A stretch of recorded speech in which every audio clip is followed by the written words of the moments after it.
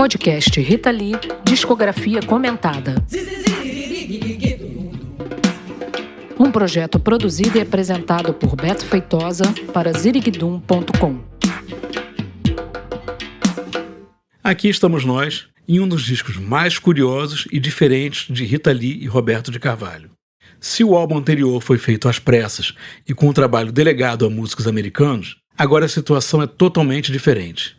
Rita e Roberto passaram um ano trabalhando, entre demos e gravações, no álbum que foi batizado como Rita e Roberto e lançado no dia 12 de setembro de 1985. O disco chegou a se chamar Tupã Tupiniquim, Impressão Digital e até Noviças do Vício. Mas o título final ficou Rita e Roberto, assim, sem Lee e sem Carvalho. A edição argentina pela gravadora EMI preferiu não ousar tanto e cravou na capa Rita Lee e Roberto de Carvalho. Engenheiro de gravação e mixagem do álbum, Mugi Canásio esteve junto de Rita e Roberto desde o início da produção e lembra. Bom, esse disco aí, em toda a minha carreira, eu já fiz mais de 400 discos, foi o disco em que eu tenho absoluta convicção em que eu tive mais envolvido nas entrelinhas do disco. Por quê? O repertório praticamente não existia, né? Rita e Roberto fomos para o estúdio, que era o estúdio da Som Livre, em São Paulo, e lá no estúdio foram nascendo as composições. Nascendo do zero ou sendo recicladas de coisas antigas, letras, enfim, todo esse processo. Só que isso levou um ano.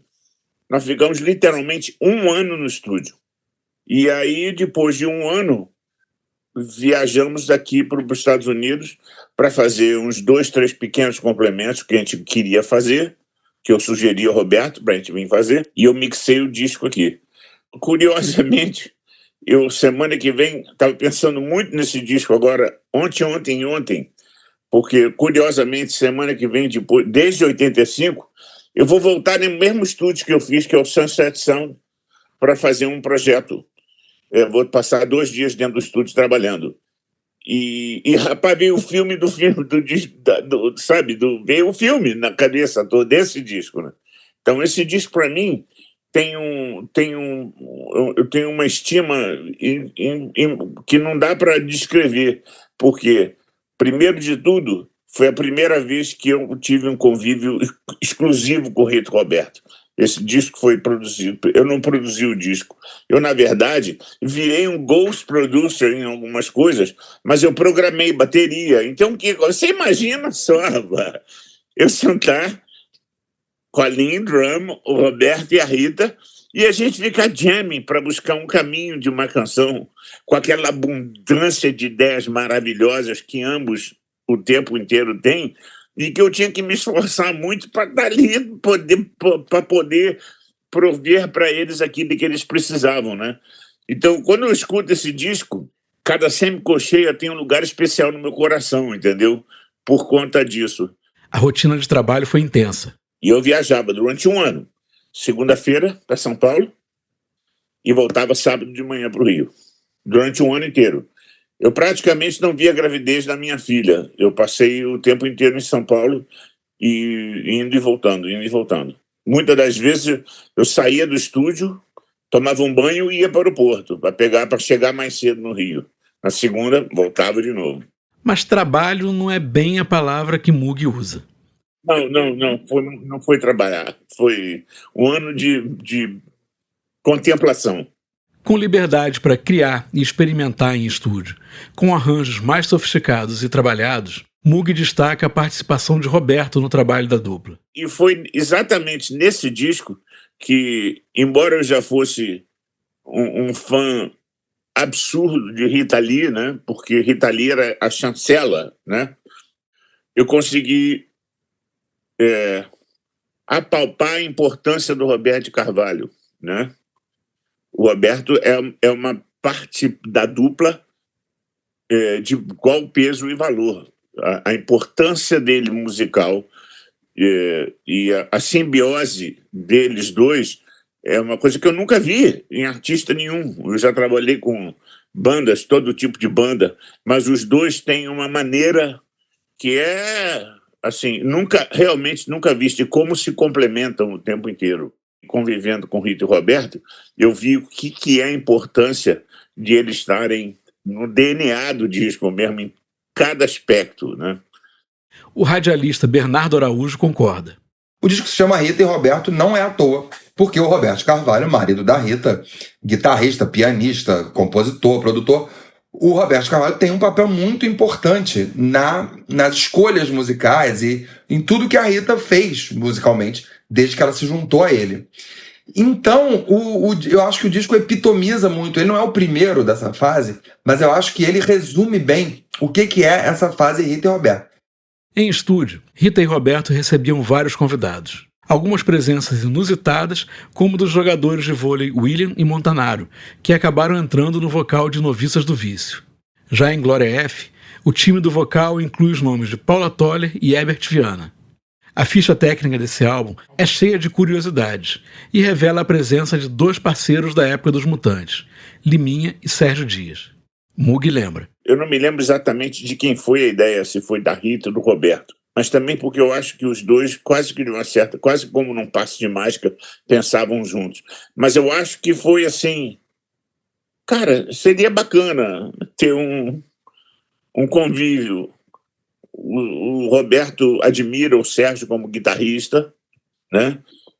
Sem sombra de dúvida, o Liminha teve uma importância muito grande, né, na história dos Mutantes, né? E obviamente deve ter tido uma influência direta musical na cabeça da Rita e do Roberto, né? Mais da Rita, até eu acho, do Roberto. E também teve o Herbert, teve o Baroni que tocou, ou seja, isso tinha assim as pessoas que a Rita gostaria que estivesse na festa da casa dela, entendeu? Outro nome importante que vem na ficha técnica é do baterista João Baroni, dos Paralamas do Sucesso. Ele lembra. E aí as coisas foram acontecendo, né? Os Paralamas foram chamados para tocar no Rock in Rio. Rita e Roberto também participaram, né? E foi assim super legal porque a gente se encontrou de novo numa festa que teve no Copacabana Palace, né? Aquele glamour todo, né? Em volta dos participantes, né? Do festival e tudo. E a gente ali, aqueles moleques ali arregalados, né? Com aquela turma toda das bandas gringas e tudo. E eu fiquei, né? Eu e os Paralamas, a gente ficou ali junto com a Rita e o Roberto num canto ali 1 hora, conversando, brincando. Foi interessante que a partir desse momento rolou uma situação assim onde a Rita e o Roberto me chamaram para gravar algumas músicas com eles no que seria o próximo disco, que se chamou Rita e Roberto, né? A Rita estava um tempo sem gravar, e aí, com essa empolgação toda do Rock in Rio, naquele ano de 85, eles resolveram gravar. Para mim, aquilo foi a glória, né? Porque eu fui chamado para gravar com Rita e Roberto, foi um negócio assim, incrível, né? Meu querido diário com caneta de ouro, né? E foi muito bacana. Eu fui para São Paulo, o Liminha estava junto também nesses momentos. A gente gravou 3 músicas junto nesse disco, né? Foi super bacana, assim, foi um momento muito legal. Eu tive o privilégio de, nas faixas que eu gravei, o Paulinho da Costa, né, que é um mega hiper percussionista brasileiro radicado lá nos Estados Unidos. O pessoal naquela época não tinha como mandar os arquivos, né? Não tinha internet ainda, então eles levavam as fitas, né, para os Estados Unidos para serem gravadas lá, não sei o quê. E aí o Paulinho da Costa gravou a percussão também, né, junto das faixas que eu gravei. Foi simplesmente sensacional, né? A música escolhida para ir para as rádios foi Vírus do Amor. Mas anos depois, Rita revelou que sua favorita no álbum era Vítima, com o clima de filme de suspense e direito à citação de Janela Indiscreta. Essa música passou em branco e só foi ser descoberta 10 anos depois, quando foi escolhida para a abertura da novela A Próxima Vítima, de Silvio de Abreu. Assim como Rita, João Baroni também tem um carinho especial por essa música. Vítima eu gostei muito também de gravar porque tinha uma coisa assim meio influenciada pelo Police ali, a batida meio Copland ali que eu emulei e ficou muito bacana. Eu gosto muito dessa faixa. Vírus do Amor foi o sucesso do disco, com direito a clipe exibido pelo Fantástico em 6 de outubro e passagens também por programas do Chacrinha. O jornalista Mauro Ferreira fala sobre essa música. É uma música que radiografava aqueles tempos sombrios, se referia ao vírus HIV da AIDS, que estava começando a aparecer muito forte na mídia, que embora a doença já existisse desde 81, foi a partir de 85 que ela ficou muito frequente, as pessoas começaram a perceber que algo muito grave estava acontecendo. Então, o Vírus do Amor é pioneiro também em retratar esse clima sombrio que tomou conta da geração, em especial naquele momento da comunidade gay masculina. Durante as gravações, foram feitas 4 versões diferentes, até ser escolhida a definitiva. Uma curiosidade é que uma dessas melodias seria aproveitada 3 anos depois, com uma nova letra, Livre Outra Vez. Mas isso é assunto para outro episódio. Não Titia é uma brincadeira com áreas de Charleston, Estados Unidos da década de 1920, ou com um musical de Hollywood. A letra veio para desmentir a onda de boatos de que Rita estaria com leucemia. Baroni também gosta dessa. Não Titia também virou um negócio assim, uma daquelas pantomimas, né, que os Mutantes faziam tão bem. Lembrou um pouco aquela coisa meio brincadeira, né, com uma batida meio de música dos anos 20, assim. Foi divertidíssima, né, uma brincadeira daquelas que a Rita faz tão bem. O disco é cheio de respostas. Choque Cultural fala da experiência do show que fizeram no Rock in Rio e que Rita não curtiu. Titia está enferrujada. Ela disse ainda no palco, contando com a cumplicidade do público. Um trauma. Mas na música, mostra a volta por cima, para arrematar com o verso Choque Cultural é normal. Com direção de Tezuka Yamazaki, o clipe, que fez parte do especial de TV, mistura cenas do festival com outras recriadas em estúdio. Outra farpa genial que eles soltam é em Noviças do Vício, que dá para endereçar para várias situações, pessoas, classes profissionais na vida. E hoje em dia ainda mais. A letra diz que as noviças do vício fazem altas baixarias por um resto de sucesso, mas elas jamais serão Marlene Dietrich. E ainda o rock com um pé nos anos 50 e o outro na New Wave, Ye Ye Ye, com aquela letra sensacional com verve de Rita atirando para todos os lados. Rei do visual, mendigo musical, sucesso na parada com o rock comercial. Um quê de fossa volta ao repertório do casal 5 anos depois de Shangri-La. Aqui vem em clima de bolero, em Mulambo Souvenir, que fizeram lembrando dos ídolos dos anos 1950 que frequentavam a vitrola de Mary Lee, irmã mais velha de Rita. A Rita Moleca ainda aparece em Glória F, espécie de continuação melhorada de O Suicida, música que gravou ainda na fase pré-Mutantes, com o grupo Os Seis. Abrindo o lado B, uma bela e única parceria de Roberto de Carvalho com Caetano Veloso, chamado Nave Maria, que, mais uma vez, brindando o cinema, traz a citação de Ela Nave Vá na letra. Tudo é bem diferente desde a capa, que traz uma imagem escura, em contraste e sem cor, mas cheia de estilo do fotógrafo Miro, clima soturno e sem deixar muito claro o rosto de Rita, que está com os cabelos espetados. No todo, o álbum tem um som diferente da discografia de Rita e Roberto, uma roupagem única, como lembra Bernardo Araújo. Primeiro, é um disco muito calcado no teclado, no sintetizador. Isso é Roberto? Também é. Mas isso é anos 80, né? Nos anos 80, até Bruce Springsteen, o mais orgânico dos cantores de rock, tem Born in the USA puxada num riff de teclado, porque era o que todo mundo fazia, né? Até o hard rock, depois o grunge, com a volta do punk da guitarra pesada, era teclado em cima de teclado, o que você ouvia na FM, e a Rita Lee foi nessa onda, na onda que todo mundo foi. E aí, musicalmente, como eu falei, o disco é muito calcado, é um disco de pop rock, muito calcado nos teclados, sintetizadores, efeitos, né, essas coisas do estúdio. O brasileiro tá, de certa forma, começando a descobrir, né, a magia do estúdio, e o Roberto Carvalho é muito bom nisso. O jornalista Mauro Ferreira também fala desse clima, diferente da festa que o público estava acostumado. E em 85 eles vieram com um disco dark. Tinha um tom meio deprê que já era perceptível já na foto da capa.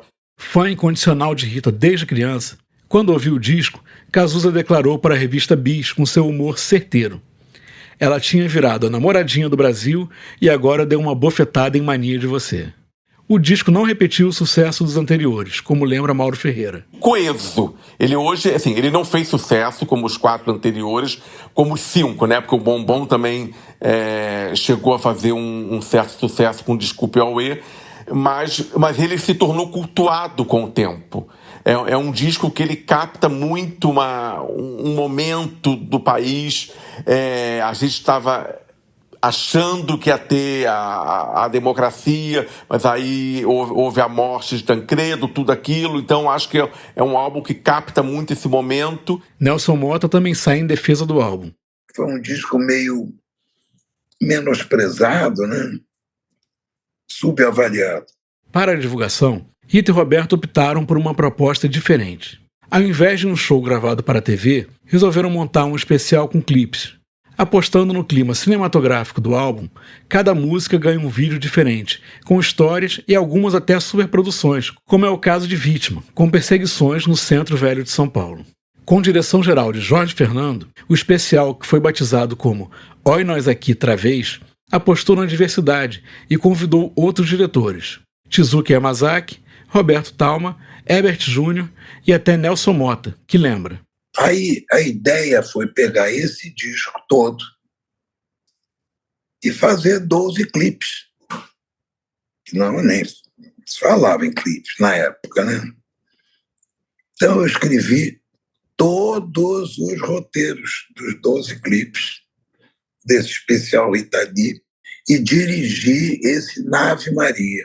Um clipe muito louco, né? Porra, com esse tema. Então tinha a Rita se transformando em vários tipos de mulher. Flechava, ela estava de freira, já de novo de estudantezinha, de garoto. E tinha um que eu botei de propósito, é claro, que era bem putanesca, assim, como é que chama? Aqueles vaudeville espartilhos, vedetes antigas. Ela ficou tudo, não sei, pô, Rita, vai com tudo, né? Eu fosse, ela fez com gata, mano, uma minha pin-up favorita, mas eram umas piscadas só, mas dá para ver. E tem alguns clipes que ficaram muito bons. Esse clipe foi dedicado a Glauber Rocha. Glauber tinha morrido há pouco tempo e eu dei uma glauberizada geral no clipe. A montagem nuclear que o Glauber fala, ninguém sabia direito o que isso era. Eu enlouqueci o editor, teve 6.800 cortes. E nesse tempo, na Gillette, você tirava... Não, esse frame aqui tá demais, não, ainda pegou um resto. O cara tirava, botava no lugar, tirava, você botava uma pranchazinha, cortava um pedaço, já tinha uma calha assim, que corria uma gilete, o cara botava ali, cortava, botava o outro, aproximava, passava um durex, uma fita durex, assim, colava, plum. Legal, agora tá bom. Para fazer essas coisas de piscar, era dar uma piscada. Então enlouqueci o editor ali. E o Jorginho ajudou também, porque eu fiquei já estava meio perdido. Eu dirigia as cenas, tudo, mas na hora da montagem, tudo, aí o Jorginho ajudou também, ele sabia pra caralho. Isso foi lindo.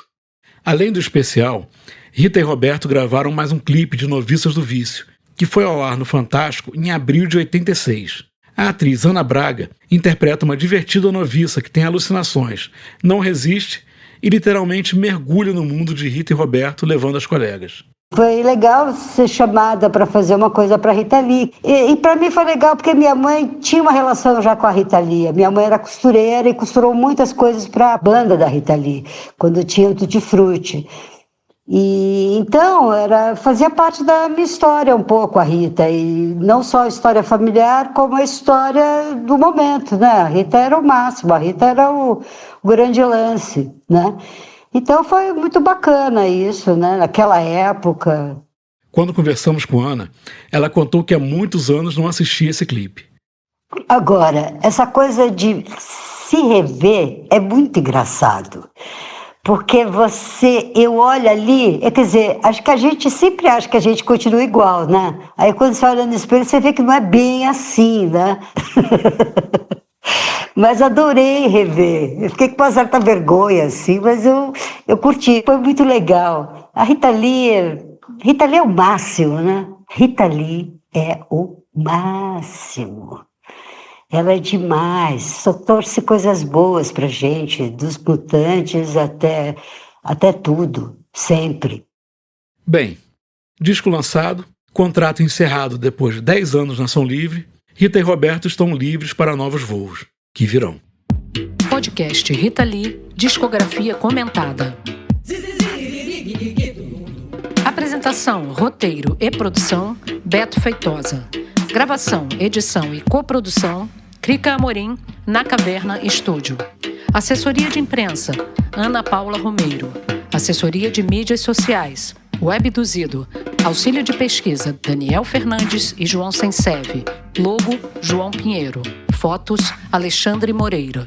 O projeto conta com o incentivo da Prefeitura Municipal de Niterói e da Secretaria Municipal das Culturas, SMC, por meio do edital Fomentão.